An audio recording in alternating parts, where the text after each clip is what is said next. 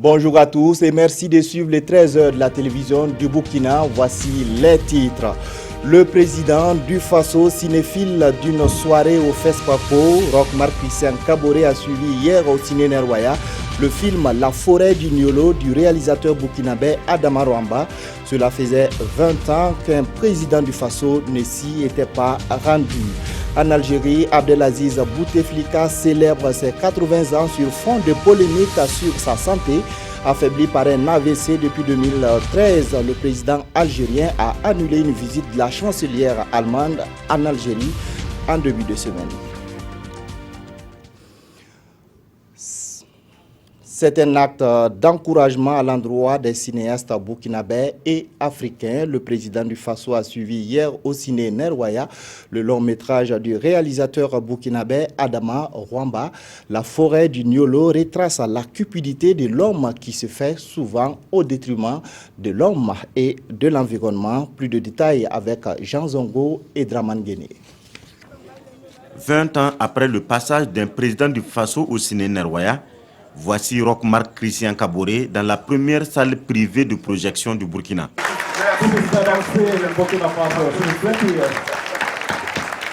Hasard de calendrier, un film burkinabé est à l'affiche. La forêt du Niolo de Adama Rwamba. Cupidité, malgouvernance, criminalité, le film dépeint une situation qui est encore d'actualité en Afrique. Ça montre un peu la cupidité de l'homme et jusqu'à quelle bêtise on peut arriver pour des questions, je dirais, d'argent, puisque non seulement le village, le lac, la forêt de Niolo a été empoisonné, mais également le journaliste d'investigation qui essayait de faire le point de cette situation a été assassiné. Et cela interpelle également aussi bien les politiques, aussi bien la société civile, les citoyens, pour que nous fassions le maximum pour que de telles choses ne se produisent pas dans nos pays respectifs. Dans la tradition, le président du Faso suit la projection de l'étalon d'or de Yenenga après les proclamations. Cette sortie, c'est donc une façon pour le chef de l'État d'encourager le cinéma africain. Quand le président se déplace toujours, c'est tellement compliqué pour les autres de venir au cinéma que j'ai préféré venir tranquillement ce soir comme tout bon citoyen. Et je pense que ça a été une bonne expérience et je crois que de temps en temps, je me permettrai d'aller voir un film par-ci par-là, même si ce n'est pas toujours évident. Le Burkina est en compétition avec 3 longs métrages à ce FESPACO 2017. Et le président du Faso espère que cette année sera celle du Burkina. Et le FESPACO, ce sont les longs métrages, les courts métrages, les documentaires, mais aussi les séries. À cette 25e édition, une nuit est dédiée aux séries africaines en compétition. Elle a permis aux festivaliers de voir de nombreuses séries comme Cyber Débrouille, Mi-temps ou encore Identitaire du Burkinabé, Sidgomde Rwamba, Paul David Bambara, Aruna Maré. Dans cette nouvelle salle de ciné et de spectacle de la capitale, ces cinéphiles assistent à la projection des séries africaines. Ces œuvres issues d'une vingtaine de pays africains sont pour la plupart en compétition au FESPACO. Troisième du genre, cette soirée appelée Nuit des séries africaines vise à mettre en exergue le talent et la créativité des cinéastes du continent. Pour soigner Myriam, là voilà la solution. Cette séance m'a permis de découvrir ce qu'il y a de nouveau en matière de séries télévisées. Maintenant, ce que j'en pense, elles ne sont pas toutes de la même qualité. Il y a certaines vraiment qui m'ont beaucoup épaté. La projection a permis aux festivaliers de découvrir Identitaire, la toute nouvelle série de sitcom de Rwamba. Corruption, abus de pouvoir et trafic d'objets d'art sont mis à nu dans ce film. Vous venez me vendre un truc sans valeur à 15 000 francs? Tu sais, Gaston, on va partir. Attends, combien nous empêche de dormir là? Nous voulons laisser à 5 000 francs. C'est pas mieux ça? Le comédien principal qui est César, à travers une société écran, utilise cette société justement pour voler les choses, les objets d'art et vendre justement à l'extérieur, avec bien sûr des complicités qui sont un peu quelque part dans le gouvernement, et d'autres personnes qui sont dans la société. Pour ce premier pas, la série compte en tout 3 épisodes de 26 minutes chacun. Identitaire est en compétition à ce 25e FESPACO. Alors je me joins au peuple.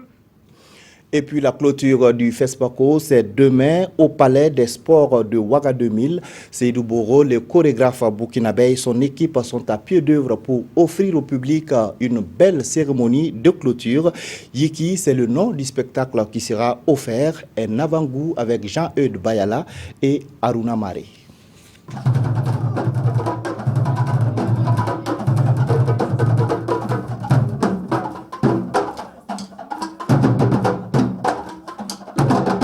Dans cet espace scénographique de la capitale se construit la trame du spectacle de clôture de la 25e édition du FESPACO. Ces séances de répétition mettent en forme l'écriture chorégraphique du spectacle Yiki ou Lève-toi. C'est une chorégraphie placée sous la direction artistique de Seydou Boro, appuyée par 3 chorégraphes. On a construit en tout cas au moins 6 tableaux pour montrer le dynamisme de la jeunesse burkinabé et notamment africaine.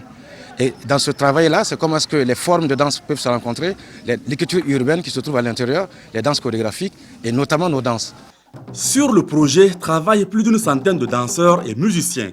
Les danseurs, éclatés en plusieurs entités, évoluent pour traduire la primauté du groupe sur l'individu, comme pour prêcher un message à l'unité au sein de la jeunesse. Les répétitions se passent seulement le matin, bon, les soirs on ne répète pas, mais du coup c'est pas facile parce qu'actuellement on travaille très dur pour que quand même la cérémonie soit belle et vraiment que les gens puissent aimer ça. Seydou Boro n'est pas à sa première expérience. Son talent de chorégraphe a déjà été sollicité en 2013 pour les spectacles d'ouverture et de clôture de la Biennale du cinéma africain. Sa toute dernière chorégraphie sera présentée le 4 mars prochain au Palais des Sports de Ouaga 2000 pour clore en beauté le FESPACO. Et puis se communiquer avant de poursuivre à l'occasion de la cérémonie officielle de clôture de la 25e édition du Festival panafricain de cinéma et de la télévision de Ouagadougou, FESPACO, placé sous le très haut patronage de leur Excellence, Monsieur le Président du Faso et le Président de la République de Côte d'Ivoire. La Direction générale du protocole d'État convie les personnalités invitées au Palais des Sports à Ouaga 2000 le samedi 4 mars 2017 à partir de 14h. L'heure limite d'arrivée est fixée à 15h30. Séance de travail entre les responsables du système des Nations Unies au Burkina Faso et les acteurs de développement. Ces échanges se sont tenus hier dans la capitale burkinabé et ont porté sur le PNDS, le Plan national de développement économique et social, et les objectifs de développement durable. Des détails avec Sie Dilareyen et Oumar Zombré. Les acteurs de développement du système des Nations Unies et du Burkina sont ici en atelier. Durant 2 jours, ils vont ensemble définir les principaux axes de coopération entre le système des Nations Unies et le gouvernement burkinabé. L'un des objectifs étant d'arrimer les piliers majeurs de développement à ceux dressés par le Plan national de développement économique et social, PNDS. Ce n'est qu'une étape qui doit nous amener à avoir un cadre qui montre comment le système accompagne le pays aussi à faire en sorte que le PNDS s'aligne et se projette dans un développement durable. Développement durable qui se focalise sur à la fois la qualité de vie, mais une croissance inclusive. Les sillons qui seront tracés à l'issue de cette rencontre viendront renforcer les efforts déjà entrepris par le gouvernement burkinabé en matière de développement durable. Ça vient en très grande complémentarité parce que vous savez que tout ce qui a été projeté dans le PNDS, ce sont les ambitions du gouvernement, mais nous avons besoin de l'accompagnement de nos partenaires. Et donc c'est vraiment une opportunité très grande que le système des Nations Unies nous fait, donc de pouvoir contribuer avec le gouvernement à la mise en œuvre effective du PNDS. Au cours de cet atelier, le bilan des activités de l'année écoulée sera dressé afin de permettre aux acteurs de développement de tirer des leçons et de dégager des perspectives pour la suite du processus. Le réseau des organisations d'éleveurs et pasteurs d'Afrique et les acteurs impliqués dans la gestion des questions pastorales sont réunis à Ouagadougou avec une question centrale: comment résoudre les difficultés que rencontrent les éleveurs et les collectivités territoriales en matière d'eau pour bétail. Une étude réalisée en 2005 leur sert de boussole. Des précisions avec Amadou Ilboudo et Kadi Sanogo. Ils sont venus du Mali, du Niger, de la Mauritanie et du Burkina Faso. Ils ont un objectif commun: partager leurs expériences pour trouver des solutions durables à la question de l'eau au profit du bétail. Nous avons donc visité 3 pays, le Niger, le Mali et la Mauritanie, pour analyser les expériences d'hydraulique pastorale,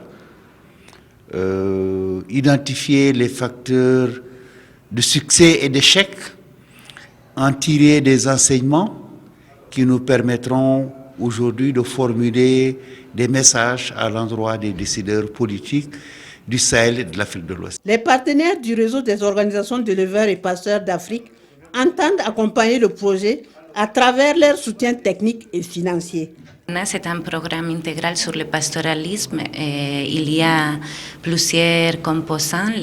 L'accès aux ressources, entre lesquelles il y a l'eau, que c'est une ressource essentielle pour l'élevage. On souhaite que le système d'élevage soit renforcé et que les pasteurs peuvent être mieux organisés pour faire de l'élevage un système d'exploitation durable. La rencontre de Ouagadougou devra permettre aux participants de définir une stratégie de diffusion et de valorisation des bonnes pratiques développées afin de pérenniser les points d'accès en eau pour le bétail.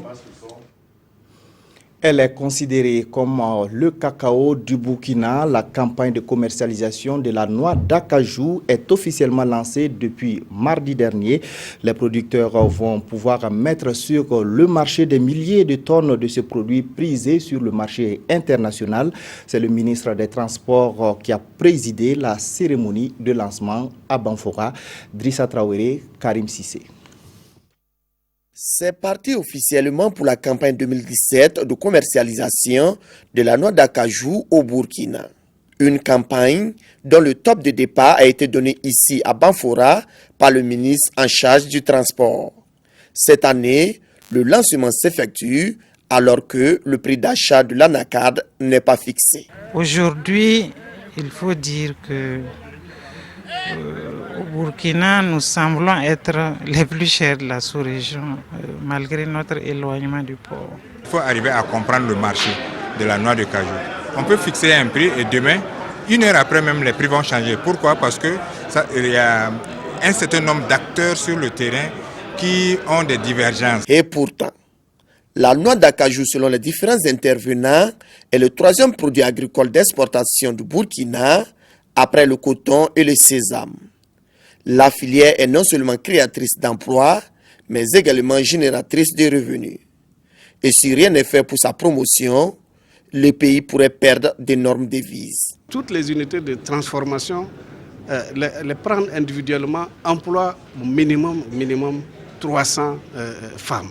Donc c'est de la main-d'œuvre. Alors, donc il faut que nous donnons la possibilité, nous puissions appuyer tous ceux qui sont dans cette transformation-là à pouvoir opérer vraiment dans la quiétude. Selon le représentant du ministre en charge du commerce, des échanges sont prévus entre les différents maillons de la filière afin de trouver un prix consensuel. Mieux informer les opérateurs économiques sur la facture normalisée, c'est l'objet de la rencontre tenue ce matin entre la maison de l'entreprise et la direction générale des impôts. Entrée en vigueur il y a quelques semaines, la facture normalisée se veut un instrument de lutte contre la fraude. Elle permettra surtout un meilleur recouvrement de la TVA. Roger Cam, Maxime Zongo. En vue d'apporter une réponse à l'usage du faux et lutter efficacement contre la fraude dans les transactions commerciales, il a été institué la facture normalisée. Pour une meilleure compréhension de ce nouveau système par les principaux acteurs, une séance d'information et de sensibilisation était nécessaire. La facture normalisée, c'est un élément qui va impacter la vie des entreprises. Donc nous nous sommes dit qu'il était vraiment opportun de pouvoir, avec l'appui de la Direction générale des impôts et de l'ONECA, pouvoir rencontrer les membres de la maison de l'entreprise, le secteur privé, pour leur expliquer ce qu'est la facture normalisée et quelles sont ses implications sur la vie de l'entreprise. Au centre de l'animation de cette conférence publique, la Direction générale des impôts, l'une des chevilles ouvrières de cette nouvelle disposition. Dans la mise en œuvre de la facture normalisée, nous avons prévu 2 étapes. Et nous sommes à la première étape qui concerne les entreprises du réel normal d'imposition, à savoir les entreprises éligibles à la DGE et plus généralement dans les DME. Alors il s'agit en fait des entreprises dont le chiffre d'affaires réalisé est égal ou supérieur à 50 millions de francs CFA. Par cette initiative, l'ambition donc est de leur permettre de travailler dans la transparence avec leurs partenaires que sont les impôts et les structures qui les encadrent. À l'occasion, les avantages, les différentes rubriques et les modes d'utilisation ont été largement expliqués. Un défilé de mode pour contribuer au développement de son pays. Organisé dans la soirée du 1er mars par Issa Sedgo, l'activité avait pour objectif de lever des fonds pour électrifier un dispensaire de la ville de Ouagadougou. Vincent Kendrebego. La solidarité par la mode, c'est ce que Issa Sedgo, concepteur de la marque Sorobis USA, espère réaliser à travers ce défilé.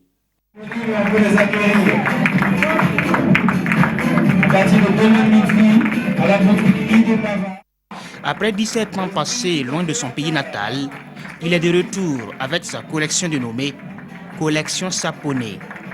Sur la scène, ce sont les créations artistiques et la culture du terroir qui sont mises en valeur au grand plaisir du public. J'ai décidé dans ma carrière de styliste d'apporter ma contribution autant que je peux dans le domaine du social, de la santé. J'ai décidé donc d'aider un centre médical qui est le centre de Sissin et voilà, c'est la raison pour laquelle nous sommes là. La soirée a également servi d'occasion pour une levée de fonds pour soutenir l'électrification d'un centre de santé à Ouagadougou. Une initiative qui n'a pas manqué de soutien. C'est un sentiment de fierté et surtout d'admiration. D'admiration pour ce jeune styliste burkinabé qui vit à l'extérieur, mais qui se souvient d'où il vient, d'où il est parti, et qui se souvient que dans son pays d'origine, il y a encore de la misère, il y a encore de la pauvreté. Rassuré par le succès de cette première édition, le promoteur Issa Sedgo n'entend pas s'arrêter en si bon chemin. Rendez-vous est pris pour 2018 avec une autre soirée de Fashion for Health. Comment se porte le président algérien à l'aube de ses 80 ans? La question est sur toutes les lèvres en Algérie. Abdelaziz Bouteflika est affaibli depuis de nombreuses années. Son cas est en relance une fois de plus le débat sur la santé de nombreux chefs d'État africains. Abdelaziz Bouteflika souffle ses 80 bougies. Jusqu'ici, rien d'extraordinaire ou presque pour un président en exercice. Pourtant, cet anniversaire soulève de nombreuses questions sur la santé des chefs d'État africains. Car voilà, cela fait plusieurs mois déjà que les Algériens n'ont pas vu leur président. Affaibli par un accident vasculaire cérébral en 2013, Abdelaziz Bouteflika garde de lourdes séquelles. Il ne se déplace plus qu'en fauteuil roulant, ne peut plus s'adresser directement à ses concitoyens, ni effectuer de voyages officiels à l'étranger. Et dans ce domaine, les autres pays africains ne sont pas en reste. Le président nigérian Muhammadu Buhari a quitté son pays il y a plusieurs semaines pour une visite médicale en Angleterre. Et depuis le 19 janvier dernier, silence radio, les Nigérians n'ont plus aucune nouvelle de leur président. Au Zimbabwe, le président Robert Mugabe, qui vient de célébrer ses 93 ans, âge record pour un chef d'État en exercice, est actuellement à Singapour pour effectuer un bilan de santé. Des faits qui ont de quoi susciter des inquiétudes, car plusieurs chefs d'État sont morts au pouvoir.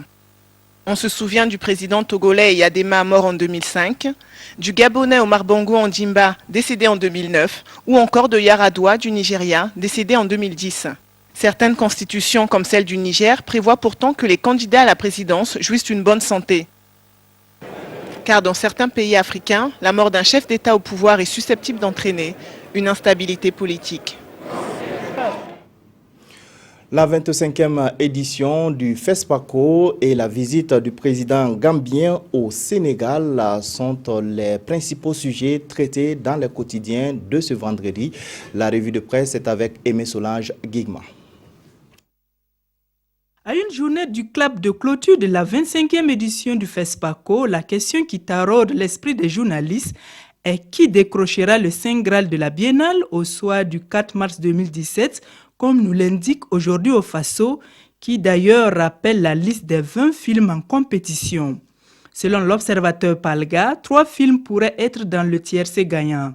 Il s'agit de Joséphine, du réalisateur franco-sénégalais Alain Gomi, qui avait étreint l'or de Yenenga avec son film Tey, du jeune Daouda Koulibaly avec son premier long métrage Woulou et de la réalisatrice nigérienne Ramatou Kei avec son film Zinaria ou l'Alliance d'or.